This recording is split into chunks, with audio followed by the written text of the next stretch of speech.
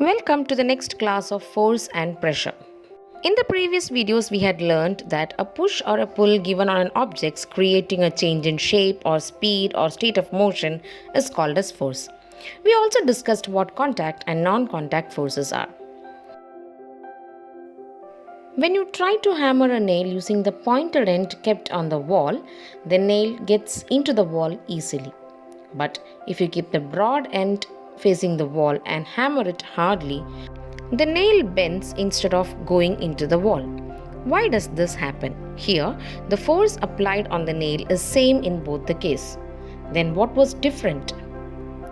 Yes, the pressure on the tip of the nail or on the other end was different. So what is pressure? Pressure is the force applied on unit surface of area. If you want to express pressure in a mathematical expression, we can write pressure as force divided by area.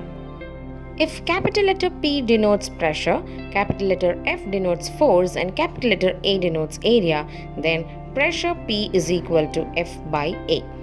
From the mathematical expression, we can understand that pressure depends on force and area on which the force acts. Since in the formula force is present in the numerator, we can understand that when force increases, pressure also increases. Let us look into the previous example once again.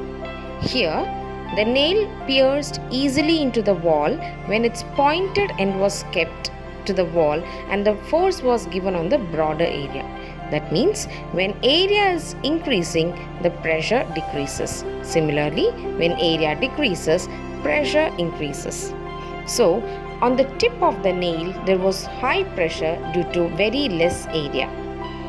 The SI unit of force is Newton and the SI unit of area is meter square. Hence, SI units for pressure is Newton per meter square. Another SI unit of pressure is Pascal. This unit has been derived from the name of the famous French mathematician and physicist Blaise Pascal. He was an important pioneer and contributor in both the fields, including his many experiments with barometer. Let us see how pressure and area is related in many of our daily life situations. While cutting a fruit or any other thing, we need to use the sharp edge of the knife. Using the blunt edge of the knife shall not serve the purpose. This is because blunt edge of the knife has a larger surface area than the sharp edge. Because of the small surface area, more pressure is produced through the sharp edge of the knife and something can be easily and precisely cut. A camel can walk easily on a sandy surface than man. This is because the area of camel's feet is much larger as compared to the feet of a man.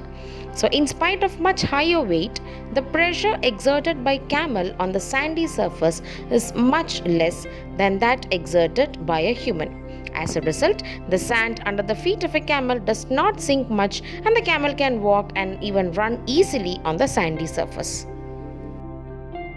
Generally, a school bag has wide strap made of thick canvas cloth so that weight of a bag falls over a larger area of the child's shoulder, producing less pressure on the shoulder. As a result, the child can comfortably carry the heavy school bag. If the school bag has a strap made of thin and strong string, then due to less area of the strap, pressure on the shoulder of the child carrying the bag will be very high. Then it will become very painful for the child to carry the heavy school bag. Similarly, railway tracks are laid on broad concrete or wooden sleepers and the gaps between the sleepers are filled with ballast. This results in less pressure towards the ground and prevents the sinking of the track into the ground due to the weight of the train. Similarly, a sprinter or a footballer wears sports shoes having spikes. The area of the spikes is comparatively small, hence the pressure on the ground is large. As a result, the sprinter does not slip and he gets a good grip. The rear wheels of tractor are usually broader than the wheels in the front. This prevents sinking of the tractor tires into the soft ground of the field. Due to the same reason, a truck or a bus has much wider tires than that of a bicycle or a car. It's funny yet true to know that A lady with high heels standing on your foot hurts more than an elephant standing on your foot. This is because the elephant's feet covers a larger area, hence the pressure on your foot is reduced. Let's also learn to calculate the pressure produced on an object if force and area are given to you. So in this question, force is 800 Newton and the area covered is 2 meters square. Let's use the formula P is equal to F by A. Substitute the values of force and area into the formula. The answer you will get is 400 Newton per meter square or 400 Pascal. So friends, we have learned today that pressure is a force acting on the unit area of a surface. Pressure depends on two factors, force and area. When force increases, pressure increases. But when area increases, the pressure on that area, on that applied area will decrease. Hope you all are very clear with the concept pressure and to calculate pressure and to understand the relationship between the pressure and area. Do find out the answers for these questions and put them as the comments in the comment box. Also, thank you for watching the video. If you like the video, subscribe the channel and check out more videos of class 8, 9 and 10 science.